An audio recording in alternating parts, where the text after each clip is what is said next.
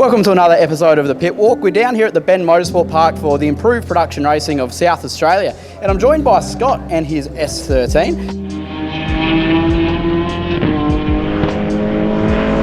What's a bit about the car, Scott? Well, I found it in Queensland. I missed out on it, and then a guy ended up selling it like 2 weeks later, and we advertised it 2 weeks later. I gave him a call and said, what's kind of going on? And he's like, I've decided it's too much work and going to sell it. So I ended up buying it from him. It's like with a half cage and a few little bits on it. He did a bit of Friday night drifting in Queensland kind of thing. Lost a bit of interest with it. So got it over from Queensland, and then started the build. Adam Allen built generally the whole car, and then Anthony, who helps me out every weekend and between races and things with prep. So that's about it.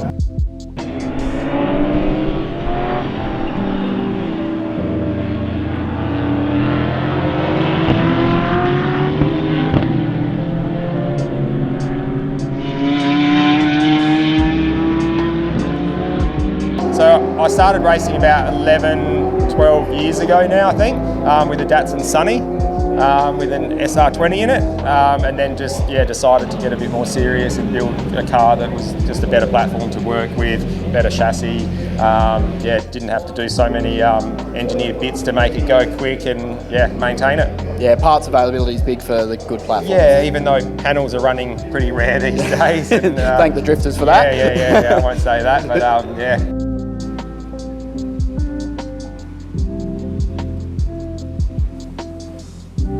What did you have to do to take it from a drift spec sort of build to something that is now out there and quite competitive in IPRA? Yeah, so engine for sure.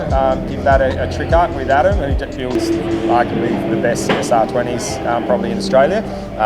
The current engine that's in there now has done 3,000 kilometres, racing kilometres, which is pretty good. So it came with a half cage.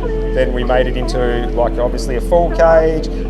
Did work with the dash, and it already had all the deadener taken out of it, put a new computer in it, just an M84. It still has the original coilovers. It's got HSDs in it, you can pick them up secondhand for about $800. It's a pretty basic car for the kind of lap times that I'm doing. But I've actually just recently made a pretty big upgrade, which I've been holding off for kind of a long time, trying to hard to justify the money, but ended up going with a Holinger Sequential 6B.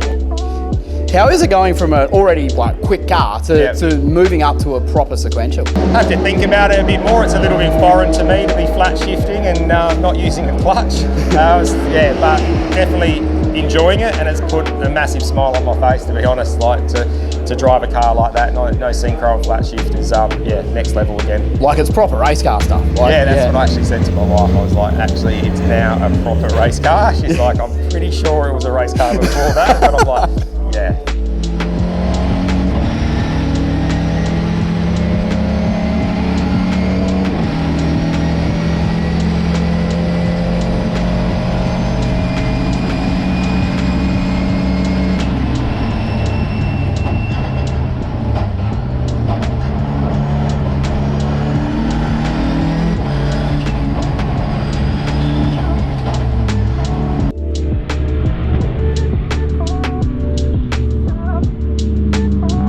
Strengths of the car is through the middle of the track. The straights, mid 235s down there, it's the high corner speed, the handling, the braking's pretty good, and it's quite a predictable car to drive. And you started with a Sunny, so obviously a Nissan guy going way back, were you? Or is this a bit of a circumstantial? Not really. It was more bang for buck motor-wise, to be honest, and you can't go past an SR20 basically at the end of the day.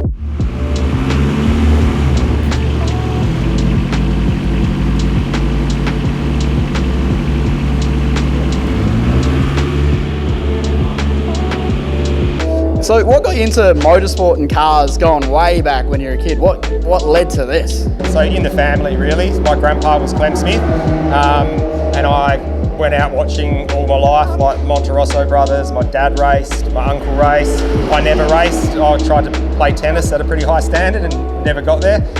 So tennis was kind of it for me, and then started racing, as I said, 12 years ago, and I've always liked it, just never really had the opportunity to get in a car. So yeah, my dad actually did me a massive favour. He had a sports sedan RX-7, and he had a 13V peripheral port in it, did 13s around Mallala, and yeah, he ended up selling that and said, I'll hand you the money if you want to go racing, what the money I get from my RX-7. And he didn't get a lot for it, to be honest, for what the car was. It's a bummer that he sold it, but I put that into the Datsun Sunny.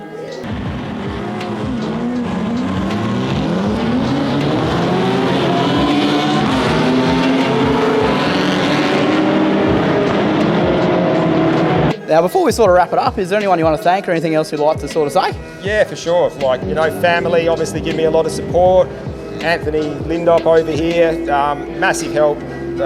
We work on it as mates, but always there every weekend to help me out and get me through. And to be honest, when you go racing, you have to have someone to do it with, because it can be a bit lonely on your own. There's a lot of ups and downs in kind of motorsport, and it's good when it's good, and it can be a lot of hard work as well. But it's worth it.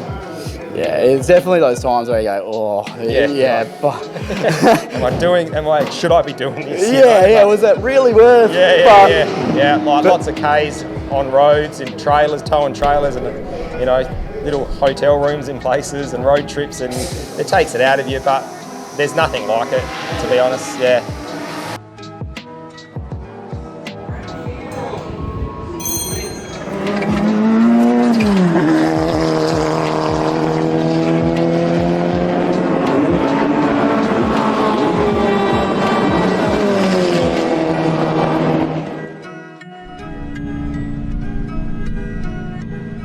Well, that about wraps it up here from this episode of The Pit Walk. Thanks for watching, and thanks heaps for your time. Cheers.